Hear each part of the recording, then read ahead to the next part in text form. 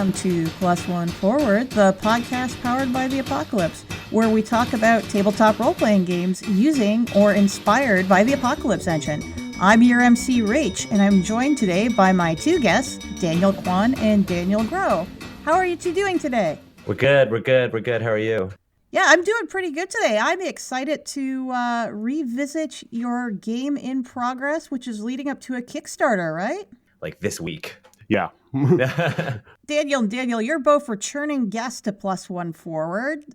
Might not make sense to ask you both how you got started and powered by the Apocalypse, but I got a question. It's been about a year or so since the two of you have been last on the podcast. What Powered by the Apocalypse game has inspired you the most since the last time you two were on? Since the last time we were on, I've played quite a few, and I think the ones that have had like a really big effect on me were Cartel and Root. Yeah, and Root's just on Kickstarter right now, and it was a giant success.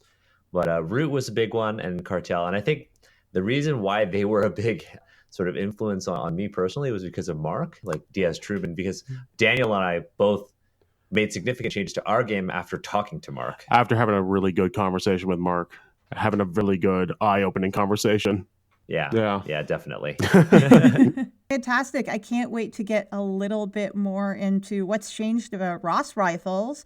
But first off, we got to take a stop by Read a Sitch, where we're going to discuss some aspect of Powered by the Apocalypse play that Daniel and Daniel wish to cast a bit of spotlight onto, something that we might not talk about always in the discourse.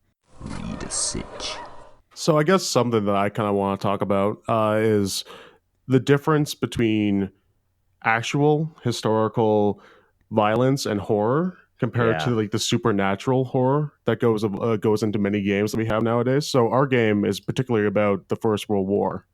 And as Daniel and me were having a good conversation actually a couple of days ago about a very pattern, something that's very like common going on right now, where it's hard for some people to accept actual horror and they have to put it through a lens of supernatural.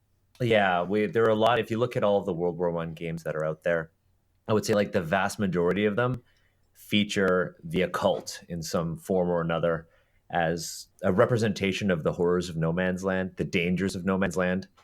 And I mean, those games are cool. And one of the things that we tried to do was we really wanted to make sure that horror was represented as something that was very human. Yes. In Ross Rifles. I mean, you bring up a good point, and it's something I was reflecting on for completely unrelated reasons, that as distance from the events of World War I and other historical events grows longer, and that awareness in sort of public consciousness gets lower, there's more of the supernatural that tends to creep in. I can think of a lot of games that take some aspect of human history and take the position of, yes, but what if also supernatural? What if supernatural explains some of the things that occurred during this time period? Do you feel there's anything that's lost by using the supernatural as a stand-in and making it more of a black and white of good and evil rather than exploring it being a complicated human situation? Oh yeah, definitely. I think it really erases what humans are capable of, like what humanity is capable of and what people are capable of when they're kind of pushed to that very, very edge. If you do that, World War I was so like different from World War II in that, good and bad. The lines are really blurred in that. Super blurred. So I have a very unique take on this First World War myself, because I had family who were on both sides of the conflict.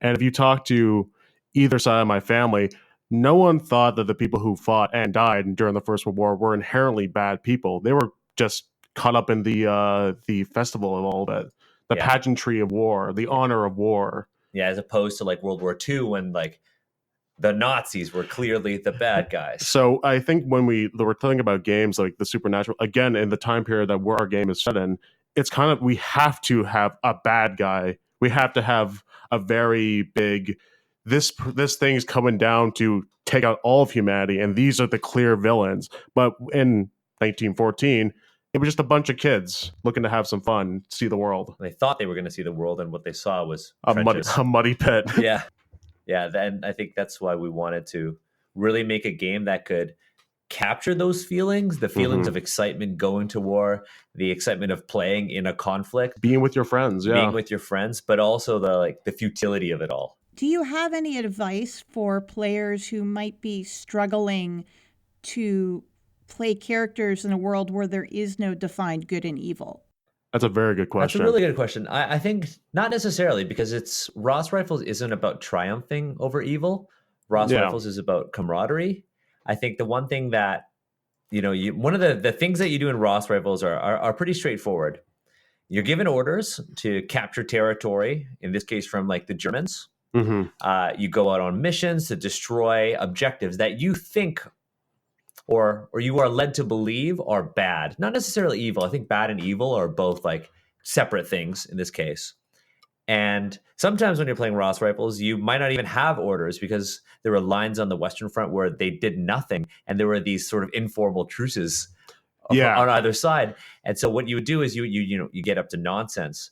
So if people don't really want to kind of navigate those blurred lines between good and evil for Ross Rifles, they don't have to, because the war wasn't all about this conflict between good and evil. It was also about like having fun, being abroad in France. We've had games where people just kind of be silly, go raid farmhouses and get goats and make them into mascots. And then we've had games where the players are kind of told that the other side is evil and that they have to go despite them disagreeing. And that's kind of how the military works. Yeah, there's definitely been parts of the game where it's, you have to go over there and kidnap this guy. Meanwhile, you find out the guy is actually not that bad of a person, and you want to make sure, and your goal is to keep him alive, and you kind of get along with them a little bit more. But at the same time, you have orders, and if you don't come back, it might be your ass. Exactly. Yeah. So I get to answer your question. The people who might not want to sort of navigate those blurred lines between good and evil, good and bad, they won't even have to all the time in Ross Rifles, because the story isn't about triumphing over a greater evil like Hitler in World War II. Yeah. The story is about your characters surviving a conflict, surviving really appalling conditions. So it isn't really about triumphing over evil, it's about surviving. Do you have recommendations for any other games that explore this complicated space within human culture where there is no right or wrong, specifically in the Powered by the Apocalypse realm? I would actually say a game, one of my first PBTA games that I think I played. Are you talking about Bootleggers? Bootleggers, yeah. I think the very first game I played in Powered by the Apocalypse was Bootleggers. And you're actually playing a bunch of what it seems to be criminals, but you're playing characters who are just trying to get by in the loopholes of the system that the prohibition had began. So you're actually playing as bad people, and you're dealing with these bad guys, but you're not terrible human beings yourself. You're just trying to make a living. And you can actually have a lot of fun with that, just being like, I'm just doing this for the money. I think my character in that game was actually an old guy who was just trying to pay for his kids' schooling. Yeah, that was a fun game. Yeah. And you also really like that time period. Oh, I love that time period. Yeah. It's so interesting. I think for me, another one that kind of explores those lines between good and evil, but kind of blended in blended ways. I like Cartel, the idea of Cartel, and how it's kind of about family. But what I really like is Urban Shadows, on how there are factions within the game that allow you to explore and kind of mediate what is good and what is evil, and how those two can be very, very relative. Same thing with more open PBTA games, like Dungeon World will let you do that, obviously, because it's so freeform in a fantasy world. Yeah. But for me, it's the historical ones, or the ones that kind of focus on family. So like gangs. Yes. Are a really big one. Because you see that in like movies like Fast and Furious, where like the core theme of the Fast and Furious franchise, just say what you want about them, is family. We're family. Yeah. It's family. Vin Diesel, it's family. For the family. Yeah. On that note of family and camaraderie, it's time to open your brain, where Daniel and Daniel will be speaking to me about their new Kickstarter for Ross Rifles. Open your brain. For our listeners who did not tune into the first Ross Rifles episode, could you explain to our audience the setting? What's the game about? Ross Rifles is a trench warfare RPG. It's obviously PBTA because we're on your show, but you inhabit the lives of fictional members of the Canadian Expeditionary Force who were sent to fight overseas in France during the First World War, which took place from 1914 to 1918. And we actually set the start of our Kickstarter on October 4th because it's a very special date. Did you want to explain it, Daniel? So basically on October 4th, after about 2.5 months of training, the Canadians actually embarked from Newfoundland to go over to France on October 4th. So we'll start our Kickstarter and our journey to get this game out there the same day that they started their journey. To go to France, yeah. But in this game, you play as these young recruits or these jaded veterans of other international conflicts like the South African War, who are overseas fighting for crown and country against the enemies of Britain, because Canada is a dominion of Britain. And one of the sort of the core themes of Ross Rifles is this emerging sense of national identity for Canada, because back then we were just a British dominion and we weren't the Canada that we are now. There's that on one end. And the other end is that we wanted to undermine and retell this idea of what it meant to be a Canadian during the First World War. Yeah, there's multiple different parts of being like, from what Daniel was saying, there was no national identity for Canadians at this time. You could just be some guy from Toronto, but you're a British guy from Toronto. You're not some Canadian guy. And you could be someone from Quebec and Montreal, and you're a Montrealer, but you're also French Canadian. Yeah, but also, like, when we look at our history textbooks in Canada at the First World War, you just primarily see white people. And when we were sort of diving into the history of World War I, and even World War II, we saw that there were there was a lot of diversity in the Canadian Expeditionary Force, but that sort of stuff wasn't actually being talked about in mainstream media or education. Not until really recently, where people have been going back after the centennial of the end of the war, have people been really going back now and actually diving into the types of people who were actually there and fought. Yeah. It's very, very important to actually understand the full history of things, and it's kind of shocking in some ways. Yeah. So what we wanted to do was paint a more diverse picture of this omitted history and enable people to make the characters that they want to play. Because one of the main questions that we get asked when people are playing Ross Rifles at a convention with us is, do I have to be white? Yeah. And the answer is always no, you don't have to be. And here's why. A, because it's a game and you can do whatever you want. And B, because not everybody was white in World War I. And so we wanted to make sure that we not only equip people with a game where they can, play out these World War I stories, but also be equipped with the knowledge to tell more authentic stories of the war. And so a lot of our game is actually also history. And we've consulted, historians, museums, but also military veterans and active members of the Canadian Forces to make sure that we portrayed our game in a fair and representative way. Yeah, and it's also quite important to us that we make sure that we are as genuine as possible. It's why it's taken us 2 years. 2 years to get this game out there. How are the mechanics in Ross Rifles different from Apocalypse World? So there's actually many different areas that stand out for Ross Rifles that makes it unique, and it's something that we really wanted to focus in on to make sure the game itself felt unique and very standoutish. So, for example, in our game, we have things that help you understand the mental health, the harm that goes into modern warfare. So I don't think there's actually many games that dive into the sheer shock that people can go through and the damage that war could do on someone. So as a barbarian, and for example, any other game, I could be going through and fighting for like 2.5 days and be fine mentally, but I got a sword to the arm. I'm okay. I only have physical damage, but the shock that would do to someone and to yourself and also the people around you would be crazy. A big inspiration for us when that went into kind of making Ross Rifles different from other PBTA games was actually not a tabletop RPG itself, but a video game called Spec Ops: The Line.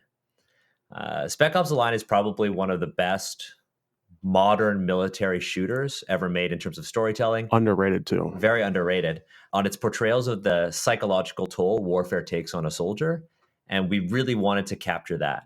But in order to do that, in order to capture the psychological toll the war has on a soldier, we needed to have a game that was gritty and violent. And we also had to have the full understanding of what was going into all of that. And so, our game has like a really nice balance of that narrative drama and the role play, but also the mechanical violence that a lot of people who play like D&D and Pathfinder are used to. Well, when we set out to do Ross Rifles, I think from a business perspective, but also from a design and educational perspective, we really wanted to make sure that Ross Rifles was kind of that bridge between PBTA and more traditional RPGs, so that people who are into the structure of combat and the tactics of combat could get into Ross Rifles, but also that the people who are used to the free-flowing narrative of Apocalypse World could really dive into Ross Rifles as well. We wanted to make a game that could cater to as many people as possible so that we could educate as many people as possible. Because that's like where me and Dale both stem from originally. And Patrick too. And Patrick, especially Patrick right now. Yeah. As me and Dale actually met teaching history and playing games with kids. Yeah. Well, we've known each other for like a decade. Over a decade now, yeah. For a long time. But yeah. Yeah. So I think that's what makes it different. Earlier in the interview, you talked about Ross Rifles is about camaraderie and friendship, and just now you've highlighted it's also about gritty violence. How do you marry those two in the same game? Well, I think that the camaraderie and the friendship of the trenches is always set against the backdrop of violence. There's always the potential for violence in any game of Ross Rifles, and it's in that violence that you find your true friends and you find who your comrades really are, and you find out who you are and who your character is really, meant to be and how the war changes them. So that's how the two of them are set together. You become close friends when you survive ordeals in Ross Rifles. You become close friends when you find these moments of peace away from the conflict. But that conflict is always there. You're forming these bonds, whether you're escaping the conflict or you're actively participating in it. And it's something that the conflict is always present. No matter where you are. You can be in the forward trenches, you can be in the middle of no man's land, but it's consistent and it's present at 100% of the time. Yeah. The role of violence in this game has in the past been a sensitive issue for members of the industry who have looked at the game and had called into question why there is such gritty violence in Ross Rifles. I've encountered a little bit of it professionally, as I've assumed you both have. What message or meaning do you want readers of the game and players of the game to take away from the violence in Ross Rifles? I think with the role of violence and the presence of violence in Ross Rifles, the main takeaway from it is that violence is senseless. Yeah, a lot of people who fought in the First World War, the general sentiment was that, the war had little meaning to them, and the violent acts that they actually engaged in did nothing. They felt like they had no role, and they felt like these violent acts were so unnecessary, and the loss of life was so senseless in the war. And while we want people to kind of engage in that in order to get that feeling and evoke that feeling from people, violence needs to be in the war. The majority of our playtesting for Ross Rifles has actually been done with kids. And the very first playtest we did was with children. It was actually November 11th, 2017, on Remembrance Day here in Canada. We did a big lecture at the Royal Ontario Museum. We went to see some local World War I monuments, and then we played the Battle of Vimy Ridge with 50 teenagers, 50 kids between the ages of 11 and 14. And for them, the role play is important, but also having it set against violence puts everything into context. That camaraderie is so much more important to you when you make it out of a conflict alive. Those friendships that you form, those rescue missions, the times that you had gallivanting across the French countryside, swimming in lakes and hiding out in farmhouses, those are so much more special to your characters when they're done avoiding conflict, when they're done in fear of having to be sent back to violence, because life is so fleeting. And that's one of the things that I think we captured really well. I'm a professional who works with children using games, and we took the amount of violence into consideration. And I think we also have to consider that like kids are exposed to a lot more violence now in media anyways. But the violence is very important to Ross Rifles, as it's a way for us to really make the moments of nonviolence more special. We've had you on this podcast before to talk about Ross rifles about a year and a half ago, and we were talking about the ash can at that point. How is the game different now than it was in the ash can? Daniel was just grinning. It's been a long road. I think our Ashcan, since the last time we were on Plus One Forward, is dramatically different. We took out a lot of things. So we actually, when we went to Metatopia, last Metatopia 2018 was actually supposed to be our like big launch of our Ashcan, and we were going to put the Kickstarter out a month after. Get the final feedback, make sure that we understood where we maybe fallen behind. But little did we know, it's been now almost a year since. And yeah, I think we're finally at a point where we feel comfortable. We rewrote the entire game on the car ride back from Metatopia. Had one of those classic, the conversation never ends car ride, except for two minor interruptions. Yeah, the police. But our Ashcan is different this time around because we got rid of things like, in the original Ashcan, we had something called threat points. Threat points were kind of a mechanic that the MC or the GM can use to place obstacles and violence upon players. But we felt as though threat points took a lot of agency away from the players. We also had something called vigilance. Vigilance was like a currency that players could use to do dramatic actions. But one of the things we found was that the vigilance system that we had in the original Ashcan actually took spotlight away from players despite enabling them to do dramatic things, because they would just happen and then it would be over. Yeah. We also had a phase system where there was like an in the trenches phase, a no man's land phase, and an under fire phase. We got rid of all three because we found that each game of Ross rifles was so different, and the approaches people took to, you know, completing their objectives or even just like playing out World War I drama were so different that we didn't want to lock people into phases. So we got rid of those. I'd also say probably the largest change that we made is the expansion on our playbooks. So initially we started off with having 3 different playbooks, our private, our corporal, and our sergeant. Now we've expanded to 6. Well, we added 5 more. Yes, we added 5 more, yes. But there's a lot of different characterization that goes into each individual character. Now, each character has their own story that goes into each time you play the game. You can play someone completely different, where we found in the Ashcan end up playing kind of the similar character each and every time. You were stuck into these military ranks. So in our in version 2 of the Ashcan, which is out right now, version 3 is going to come out with all the updated rules when our Kickstarter's funded. We have a sergeant who's, you know, in charge. We have the Scarred, who kind of is like the jaded veteran. We have the Replacement, who's the opposite of the Scarred, who's that newcomer. The Scout's like the sniper, the killer. The Scrounger is somebody who's like good at collecting things. My favorite. Your favorite. The Creative is was inspired by J.R.R. Tolkien, who's somebody who, you know, had skills before the war that were very much not suited to conflict. And so we had all these new playbooks that each has their own branching narrative. And so we've enabled people to create far more diverse characters.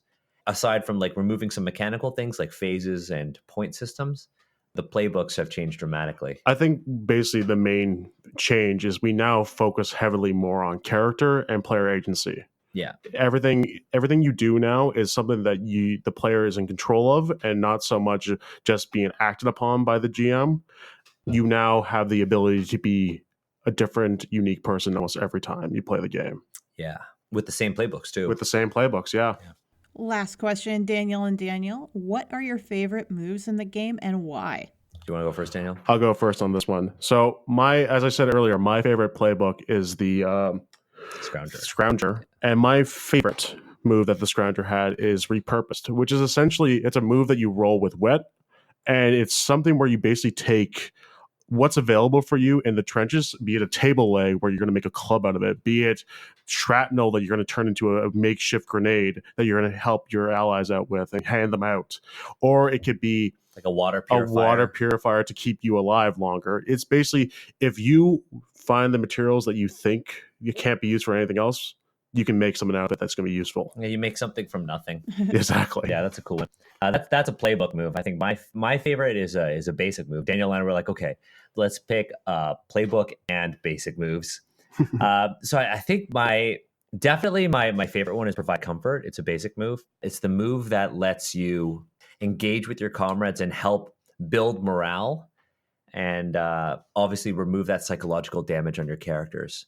And it's one of the moves that I think really highlights, how we really want players to role play and how this isn't just a game about violence and enacting violence. It's a game about camaraderie set in the backdrop of violence. Keeping your humanity alive. Yeah, exactly. Fantastic. So I think I'm about ready to jump into another short segment of Ross Rifles and start rolling some dice. How about you two? Oh, yeah, I'm good. Absolutely. It is time to act under fire. That brings us to Act Under Fire, our actual play segment of the podcast, where Daniel Kwan, I believe, will be running us a short scene of Ross Rifles to give all of our listeners a taste of how the game now plays. Yep, let's do this. All right, Daniel, start us off. I'm going to say that it's September 29th, 1917, and we're right in the middle of one of the bloodiest battles of the war. Daniel, are we allowed to swear on this podcast? Yeah, you can swear. I swear all the fucking time. Yeah, because I know exactly I know where we are. I'm scared. We're in the middle of one of the bloodiest battles of Canada's Canada participated in the war, and it's about 6 p.m. in France near the Belgian town of Ypres, and it's raining, it's muddy. So, what character were you playing as? I'm playing as the replacement. What would my rank be, Daniel? The replacement is an interesting one because depending on how you want to frame the story, the replacement could be a high-ranking member of the section or the squad, like literally a new sergeant, or the replacement could be a private, like a young soldier who was just brought over. If you were a young soldier who was brought over as a private, you might even be a conscript. Yeah. Because Canada was running low and about 26,000 people ended up being conscripted. So you're probably, if you want to be a younger character or somebody new to the war, you'd be a private. So I'm playing Private Turiak today. Nice. And then you have a corporal with you, Corporal Belcamp, who's actually a scrounger. Now, you and Corporal Belcamp had actually gone over the top during the night. Very, very, very stealthily. You cut your way through the unexploded barbed wire on your side, and you waded your way through the hollowed out earth, the craters that were formed from the missed artillery strikes. You waded through, muddy waters filled with dead bodies. You could feel sort of like the sharp, jagged pieces of metal that make it very difficult to move through even the landscape unscathed. And you've made your way over to what appears to be a ruined British tank, a female tank. Okay. A female British tank, because you wanted to. I need some parts. Yeah, you wanted to get some parts. And female British tank. So I say female tank because in World War I, the Brits had two kinds of tanks: the male tanks, which had big cannons that were useless, and the female tanks, which had machine guns on them and were meant to protect the male tanks. Provide some cover from infantry. Yeah, and for the advancing forces. Mm-hmm. Now, this tank in particular was taken out by some grenades. Yes. And has a neat hole in it from a German Tankgewehr rifle. Now, Corporal Belcamp has actually taken you out, Private, to scrounge for materials from this tank. And unfortunately, during the night when you went out there, something happened. The Germans shot up flares all around you and engaged the Canadian side in a vicious gunfight. And the two of you have now found yourself trapped in no man's land 12 hours into a gunfight. This is not good. Yeah. This is not good at all. This is not good. German soldiers had actually gone over the top, charged across no man's land, many of them gunned down by the Canadian Lewis gunners and the Vickers machine gunners. But some have still found themselves hiding in craters. And a couple of Germans have actually found themselves in a crater. And from their view, slightly underground, but from their view, they could see the two of you hiding behind this dead British tank for cover. And these two German soldiers are eyeing you. They give you these knowing glances that you're their enemy and they're your enemy. as they hold their pistols in their hands shakily and point them at you. What do you do? So, as a good scrounger that I am, I know that it's not important to bring my rifle out with me because I had to be able to carry as much back as possible. So I'm going to say, Private, you're there to help me back me up because I have You have a pistol. I have a pistol with barely any ammo as a replacement. You probably still have your Lee Enfield Lee at this Enfield point, now. yeah. It's your brand new standard issue Lee Enfield.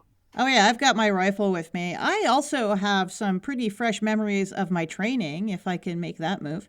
Yeah. So you'd like to remember your training. Yeah, I'm going to take a moment to recall my training. It hasn't been long since I've been brought over. I'm going to make that roll. Yeah. What'd you get? Well, that was terrible. That's a 4. Ooh, okay. So you're trying to remember your training, see what you're supposed to do in a situation like this. Do you think you'd be a conscript or you would have enlisted late in the war? I'm leaning towards conscript. Okay, cool. So you're holding your Lee Enfield rifle and you're checking to make sure it's loaded. And as you level your rifle to aim it at the German soldiers who are like shakily pointing their pistols at you, you pull the trigger and you realize that the safety is still on your gun. Oh no. And you hear this click and the trigger actually won't depress all the way. And I think in your head you might even believe that your gun is empty. Oh no, this is not good. And you keep pulling the trigger and pulling the trigger and pulling the trigger and nothing is happening. And the Germans hold out their pistols. And you actually see, and one of the things I like to do when I'm portraying German characters in Ross rifles is that I often portray them as wielding sharpened spades. Because of when we were writing it, I was actually working as an archaeologist in China and living in a pit.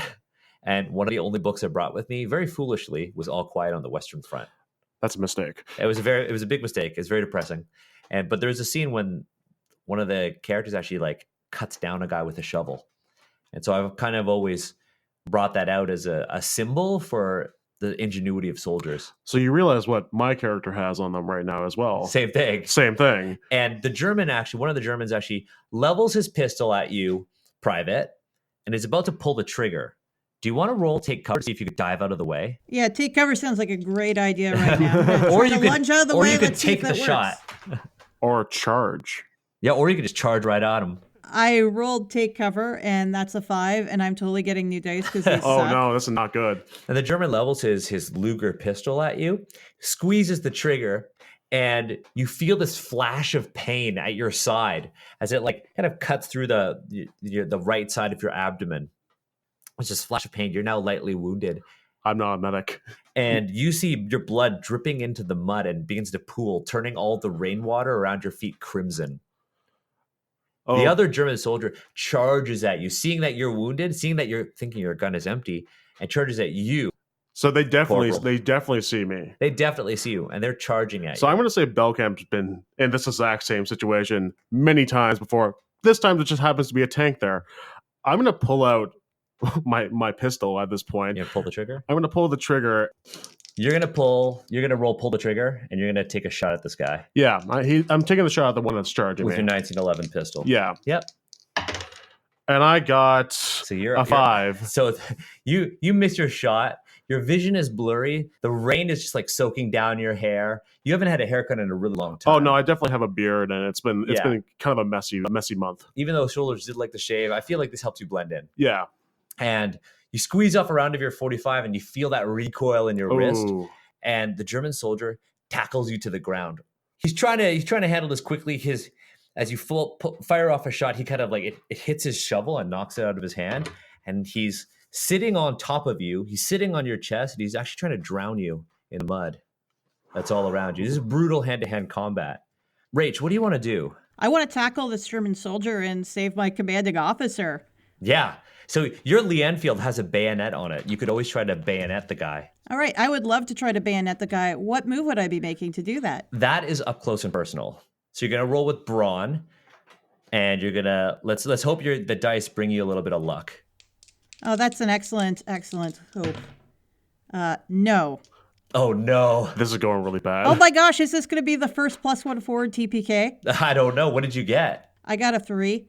Oh my God. I'm going to drown. I think you're going to drown. So you thrust forward with your sword bayonet, and its length is kind of difficult to handle. As you strike forward with your bayonet, it bounces off of the hull of this tank, Oh, right, and breaks off of your rifle. that's a loud impact. It's a loud impact. And now, Daniel, you're being drowned, and the private is just broken their bayonet. Yeah. So I'm not going to take this laying down. I'm a pretty brawny guy. I have some wit to me as well, but I'm going to start fighting back, struggling. Yeah, you're struggling. There's mud in your mouth. There's mud everywhere. Yeah. So I'm going to roll up close and personal as well. Oh, you're gonna strike the guy while he's on top of you. I'm going to strike the guy while he's on top of me, try to bang him against the mother tank. Oh yeah. And we're going to see what I can get done with this. Ooh. And I got a 10. Fantastic. So you actually grab him by the collars. You reaching up, you're kind of blinded by the rain and the mud. You reach up and you slam the guy against the tank. As he falls down, you hear like a shook. Ooh. And you could actually see the broken end of the private's bayonet sticking out of the guy as he falls to the ground. You know what? He tried to drown me. It's okay. And you turn and look, and you see the other soldier who's looking at you. You see gunfire going off all around you. And this soldier, the one who had shot at you, Rach, he holds his hands up, having seen you do that. And he throws his pistol to the ground, and he holds his hands up to you. And he's saying something in German. And I think this is like, you're kind of met with this choice here, or whether or not you're going to take this guy out or run. So I'm pretty frazzled right now, Private. I'm not in a great mood. I'm tired. I'm covered in mud head to toe. I'm probably, at this point, I'm not going to go up and straight up stab him or hit him with my shovel. I'm just probably going to teach him a bit of a lesson to who he should be taking shots at. Sort of parlay and back off. Parlay and back off and clear his pockets, because I want his stuff. What do you think, Private? I don't think my character understands German at all. His knee-jerk reaction is going to be the fallback, I think. Yeah, so maybe you pick up his pistol, Corporal. Oh, I definitely want that gun too. Those are beautiful, beautiful Lugers. Yeah, so you would both fall back. So let's give it a fallback roll for both of you. Significantly better over here. Same with Daniel too. Yeah, I got a 9. I got a 10. So Nice. Daniel would either get harm, stress, or lose a personal item. Now, a personal item is something that your character has brought over from home.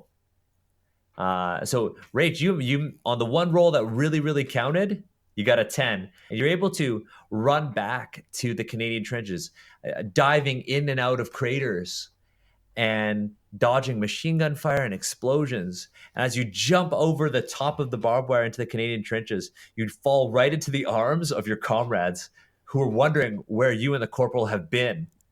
And they had thought you were dead. And you're actually greeted by this moment of like joy and cheering and celebration, of course. And then they realize they're snapped back to reality by the sound of snipers fire as the corporal jumps over the top. What did you choose? I'm actually going to take a stress, because I think at this point I've done this many times, and I'm definitely like, I almost didn't make it back today. Yeah. Like, you almost died. I almost just drowned. And you came back empty-handed. Well, except for that pistol. Yeah, but I think it's just a harsh reminder for me. Yeah. And that's like a very, very quick and literally dirty. Yeah, very dirty. Bit of Ross Rifles. Thank you so much, Daniel, for running Ross Rifles today. Of course. And thank you, Daniel, for playing along. Despite my terrible, terrible rolls, should be a meme at this point. Well, you know what? It made for some dramatic action. Yeah, it did. If our listeners want to follow more of the Ross Rifles Kickstarter or more of your work, where can they find you two online? So, well, Daniel Grow, you don't do social media as much. I don't have a Twitter account. I barely have an Instagram account. So you could follow Dundas West Games in lieu of following Daniel Grow. You can follow Dundas West Games on Twitter, Instagram, and Facebook at Dundas West Games. That's DUNDAS West Games.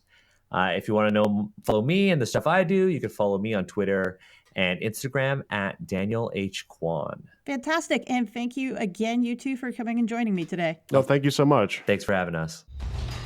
Plus One Forward is a production of the Gauntlet community, Richard Rogers and Rach Shelkey. You can find us at gauntlet-rpg.com or follow us on Twitter at @+1FWD. If you would like to support our show, visit our Patreon site at patreon.com/gauntlet. The games mentioned on this show use the Apocalypse engine, which is a creation of Vincent and Magay Baker. The music for Plus One Forward is from the Savage Aural Hotbed CD Gomi Daiko. The songs used are Gomi Daiko, Metal Version, and Drowning Attitude. You can find more amazing tunes by Savage Aural Hotbed on their website, www.savageauralhotbed.com.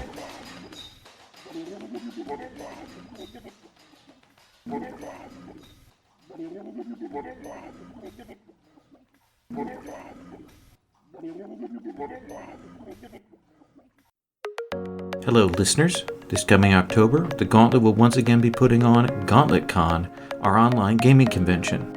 GauntletCon will include guests, panels, a dedicated Discord server for mustering, and lots of RPG sessions. Many will be streamed and recorded. GauntletCon runs October 24th through 27th, with events throughout those days to cover many time zones. If you're interested in our newsletter for GauntletCon, you can sign up at gauntlet-rpg.com/gauntlet-con-2019. GauntletCon's a great gaming experience, and I hope you'll consider joining us as a GM, a player, or a viewer.